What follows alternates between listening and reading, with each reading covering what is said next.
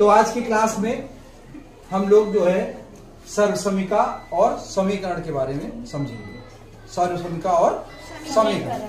तो सर्वसमीका और समीकरण में क्या डिफरेंस है ये हम आज समझने का प्रयास करेंगे।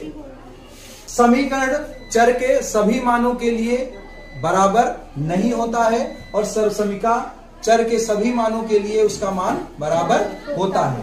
कैसे समझेंगे? सबसे पहला सवाल लेंगे, x plus 1 is equal to 4। ठीक है, यहां पर हम चर इसमें कौन सा है? x। कौन सा है? x। तो इसके कुछ मान डालेंगे, जैसे x बराबर 0, x बराबर 1, x बराबर 2, x बराबर 3, ऐसे करके कोई भी मान अपने मन से डालेंगे। सबसे पहले x बराबर 0 लेते हैं। क्या लेते हैं? x बराबर 0। तो यहां पर मान रखते हैं, तो x की जगह पे 0 प्लस 1 इज इक्वल टू 4 हो गया। 1 डज नॉट इक्वल टू 4 है बराबर 1 4 के बराबर है? नहीं। तो LHS does not equal to RH। ठीक है, अब एक और मान डालते हैं, x इज इक्वल टू 1। ठीक है, डालते हैं तो x इज इक्वल टू 1 हो गया, तो ये हो गया 1 प्लस 1 इज इक्वल टू 4। तो 2 डज नॉट इक्वल टू 4। फिर यहां पे हो गया LHS does not equal to RHS। ठीक है, क्या बताया था समीकरण का कि समीकरण चर के सभी मानों के लिए बराबर नहीं होता है। अगर इसका मान, अब देखिए ओरल करके देखते हैं मुजबानी, अगर इसका मान 2 रखेंगे तो 2 1 3 4 के बराबर नहीं है। 3 रखते हैं तो 3 1 4 4 के बराबर है। 5 रखेंगे तो 5 1 6 बराबर नहीं है। यानी एक मान ऐसा आया जो बराबर है, कौन सा? 3। यानी क्या कहा गया था? सभी मानों के लिए बराबर नहीं होता है, लेकिन कुछ मानों के लिए बराबर हो सकता है। होता नहीं है, हो सकता है, बराबर हो सकता है। ठीक है, चलिए अब आते हैं दूसरा सवाल। ये है 2x plus 1 is equal to 2x plus 2। ठीक है, समझिएगा, x इज इक्वल टू 0।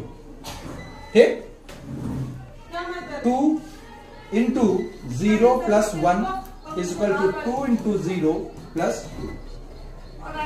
अब इसको 0 में ऐड करेंगे तो 2 into 1 is equal to 2 into 0 करेंगे 0 प्लस 2, यानी 2 is equal to 2। LHS is equal to RHS। ये पहला हो गया। एक सही हुआ, हो सकता है यही सही हो, अगला ना सही हो, तो 1 2 और मान डालते हैं। x इज इक्वल टू, अब अपने मन से बताओ कितना डाले? 3 डाल देते हैं। 3 डालते हैं तो 2 into 3 plus 1 is equal to 2 into 3 plus 2। 2 into 3 plus 1 4 is equal to 2 into 3 6 plus 2 8 बराबर 8। LHS is equal to RHS। इसका मतलब क्लियर हुआ कि अगर हम मान डालते हैं, कैसे पता करेंगे सर्वसमीका है कि समीकरण? तो उसमें कुछ मान डाल लेते हैं अपनी तरफ से, जो भी उसमें चर पद दिखते हैं, कोई भी चर पद, चाहे x हो, y हो, z हो, कोई भी, तो उसमें हम कुछ मान डाल लेते हैं। अगर सब मान बराबर आते हैं LHS is equal to RHS, तो वो एक सर्वसमीका है। अगर एक आधा मान बराबर आता है तो वो क्या है? समीकरण। क्लियर हुआ? अब जैसे ये वाला सवाल है हमारा, तो इसमें क्या करेंगे? ये प्रूफ करना है कि ये सर्वसमीका है, सिद्ध करना है। तो क्या करेंगे कि इसकी जगह ये समीकरण लिखेंगे, इसकी जगह पे x बराबर लिख लेंगे 0, पहला मान। तो यहां मुजबानी करो, 3 इंटू 0, ये तो 0 हो गया। 0 प्लस 1 1 हो गया, बराबर 3 इंटू 0 3 इंटू 0। अब यहाँ पे जो 1 था, इसको फिर 0 से गुणा करेंगे तो क्या हो जाएगा? 0 हो जाएगा। क्लियर हुआ? अब यहाँ पे आ जाओ, 1 डालो तो 3 के और 1 1 2, तो कितना? 3 दूनी 6 हो गया। अब यहाँ 3 के 3 के, तो यहाँ 6 इज इक्वल टू 6 हो गया। अब 2 डालते हैं, अब 2 डाल के देखते हैं, 3 गुणे 2 2 प्लस 1 3 गुणे 2 का स्क्वायर प्लस 3 गुणे 2, तो 3 दूनी 36 और 2 दूनी 4 तियां 12 6 बराबर है। इसलिए सिद्ध होता है कि ये क्या है, क्लियर हुआ। ये भी सिद्ध करना है, ये भी सिद्ध करना है। इसको समीकरण, इसमें मान डालो, 0 डालो, 5 0 हो गया, -1 does not equal to 9, -1 does not equal to 9। 1 डालते हैं, 5 इक्के 5 में 1 गया, 4 डज नॉट इक्वल टू 9।